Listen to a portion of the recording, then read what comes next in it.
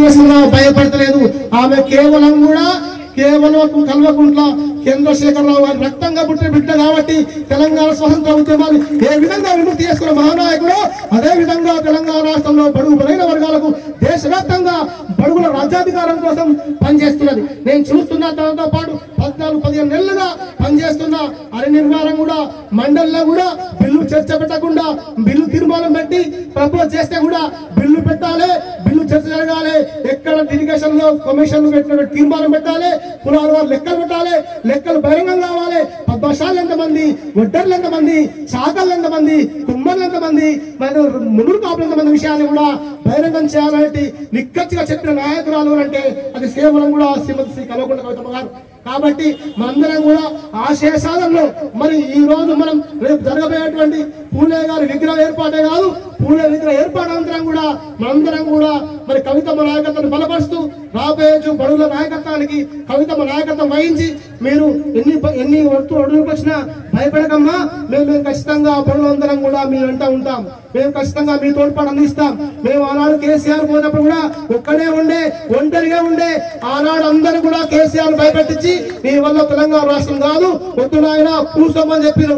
ఆయన కూర్చోలే పట్టు విడిన మహానాయకుడుగా అందరిని ఎదిగి తెలంగాణ రాష్ట్రాన్ని ఇచ్చిండు. అదే గవర్నర్ మహానాయకురాలు శ్రీ కవితమ్మ గారని నా ఉద్దేశంగా భావిస్తున్నా. ఎందుకంటే నేను గత 15 నెలలుగా తనతో వాస్తవాన్ని కూడా చాలా దగ్గరగా చూస్తున్నా.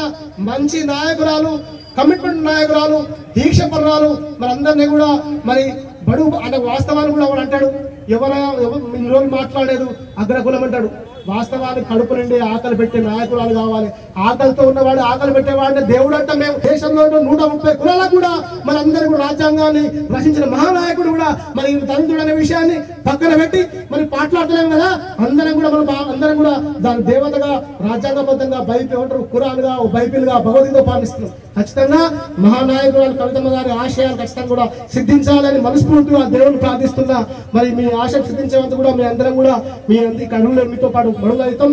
అమ్మ మాకు ఇచ్చిన అవకాశాన్ని మా యూపీఎఫ్ నాయకులు కూడా మీరు ఇప్పటి వరకు 70 సంఘాల వైద్యులు కూడా ఇప్పటి వరకు ఒక 40-50 మీటింగ్ పెట్టినప్పుడు కూడా ఎప్పుడు మీటింగ్ పెట్టినా తల్లి ఆ రోజు మేము చిలికేస్తే వాళ్తున్నాం. మీ నాయకత్వాన్ని మేము గౌరవిస్తున్నాం. మీరు మా పట్ల గౌరవించి అసెంబ్లీలో మండలిలో మాట్లాడుతున్న విషయాలను కూడా మేము గుర్తిస్తున్నాం. మా సమస్యలు కూడా పరిష్కారం అవుతున్నాయి. మా వంశరాజుకులం కూడా సమస్య పరిష్కారం అయింది. మా ఒట్ల కమ్మర్ల సమస్య పరిష్కారం అవుతున్నాయి. ఇలాంటి సమస్యలన్నీ కూడా పరిష్కారం చూపిస్తున్నాం. అదే విధంగా మా సూర్యుడైనటువంటి అంబేద్కర్ కూడా వెలుగునిచ్చిన మహానాయకులుగా మేమందరం కూడా అభివర్ణించుకుంటామమ్మా. మీ విజయాలు ఖచ్చితంగా నీ మాట్లాడుతున్న విజయం, నీ విజయాన్ని మేము అంకితంగా భావిస్తూ జై కవితమ్మ, జై బీసీ, జై పూణే, జై తెలంగాణ. అన్న థ్యాంక్ యూ. చాలా ఉత్తేజపరిచినటువంటి బోల శివన్నకు చాలా థ్యాంక్ యూ. ఇప్పుడు ఒక పాటతో స్టార్ట్ చేసుకొని ఆ తర్వాత తొలి ప్రసంగం మనం ఎదురు చూస్తున్నటువంటి నాయకురాలు కవిత గారు మాట్లాడతారు. మొదటిగా ఒక పాటతో